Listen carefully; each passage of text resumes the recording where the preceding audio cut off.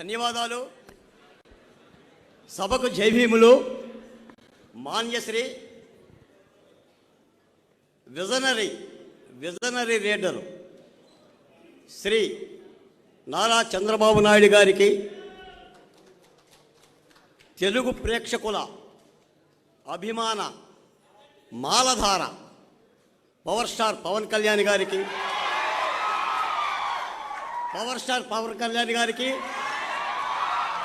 వేదికను అలంకరించిన సిపిఐ రామకృష్ణ గారికి, నా పెద్దలు, నా సోదరులు రామకృష్ణ గారికి, విశాలాంధ్ర ఎడిటర్ రామారావు గారికి, నా స్నేహితులు 572 పేజీల ఈ బరువైన పుస్తకాన్ని ఆంధ్ర రాష్ట్ర ప్రజలకి అంకితం చేసి ఇంతమంది కలయికకు కారణమైన ఆలపాటి సురేష్ కుమార్ గారికి ధన్యవాదాలు. మిత్రులారా, కవిని గన్న తల్లి గర్భంబు ధన్యంబు, కృతిని కొన్నవాడు మృతుడుగాడు అంటాడు కవి సామ్రాట్ గుర్రం జాషువా. ఒక కవిని కన్న తల్లి, ఆమె గర్భమే ధన్యము. ఈ కృతిని ఎవరైతే స్వీకరిస్తారో, ఈ కావ్యం బతికున్నంత వరకు ఈ కృతిని కొన్నవాడు కూడా మృతుడుగాడు. ఇది ఒక చరిత్ర. నిన్న అమరావతి మహిళల ఉద్యమాలు, పోరాటాలు చూసిన తర్వాత నిన్న ఒక మాట విన్నారు. ఉయ్యాలలో బిడ్డలకు జోలపాట పాడే అమ్మ, ఉయ్యాలలోని బిడ్డలకు జోలపాట పాడే అమ్మ ఉద్యమాలలోకి వచ్చి జై కొడితే ఎలా ఉంటుంది అని. ఎలా ఉంటుంది? ప్రళయం వస్తుంది. జగన్మోహన్ రెడ్డి గారు దిగిపోయేలాగా. ఈ రాష్ట్రంలో జగన్మోహన్ రెడ్డి గారికి ఎదురెత్త వీధింది ఎవరు? రాజధాని ఉద్యమ రైతు మహిళ. మిత్రులారా, మొత్తం విధ్వంసం. నేను సురేష్ గారిని అభినందిస్తున్నా.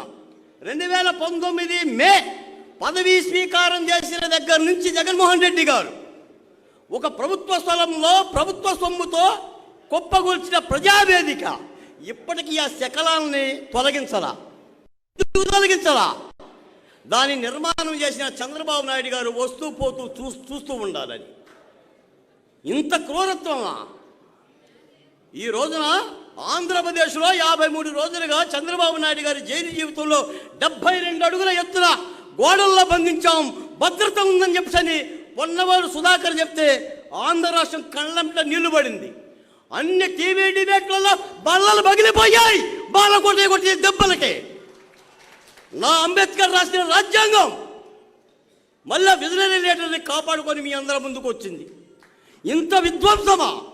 నేను ఒక మాట చెప్తున్నా, నా సమయపాలన పాటిస్తా. మీరు దోచుకోండి, ఏమి దోచుకుంటారో జగన్మోహన్ రెడ్డి గారు దోచుకోండి.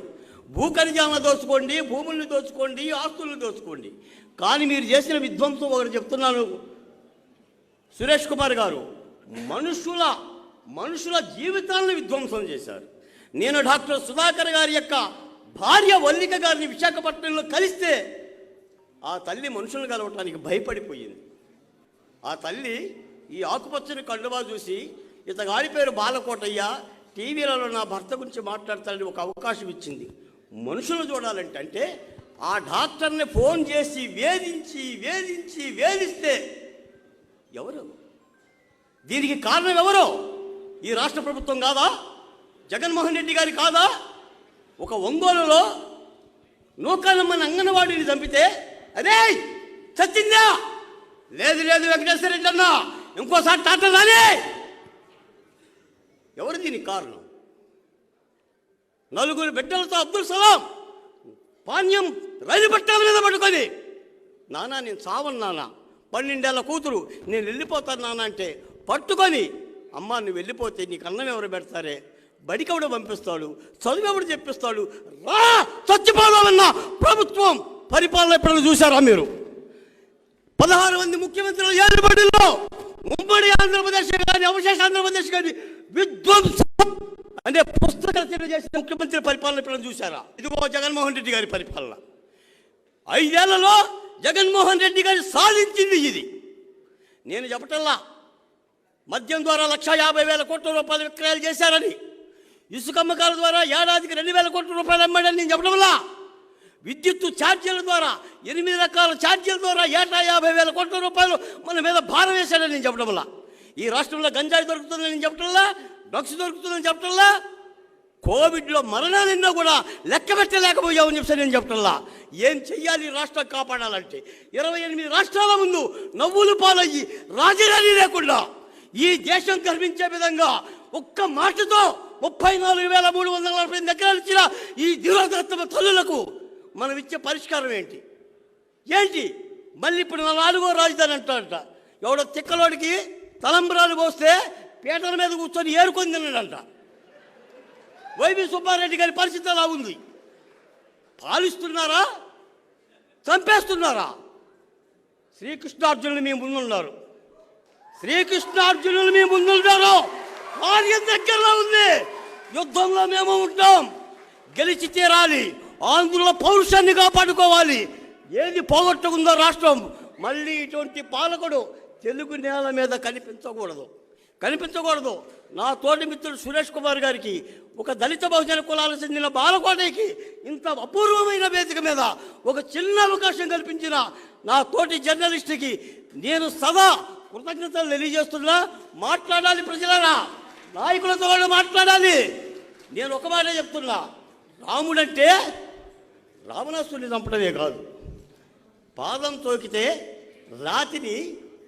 రాతిగా మార్చినోడు రాముడు, శబరి ఇచ్చిన దూరపాలన తిన్నోడు రాముడు. కాబట్టి ధర్మపాలన. కృష్ణ భగవానుడు అంటే కుచేలుడు తెచ్చిన అటుకుల్ని అంతే ఆప్యాయంగా తిన్నవాడు.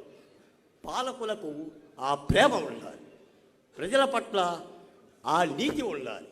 అలాంటి యుద్ధం జరగాలి. గెలిచి తీరుతాం, ఈ రాష్ట్రాన్ని మార్చుకొని తీరుతాం. నాకు ఇచ్చిన అవకాశానికి మరోమారు ధన్యవాదాలు తెలియజేస్తూ సెలవు తీసుకుంటున్నాను. జై భీమ్, జై అంబేద్కర్.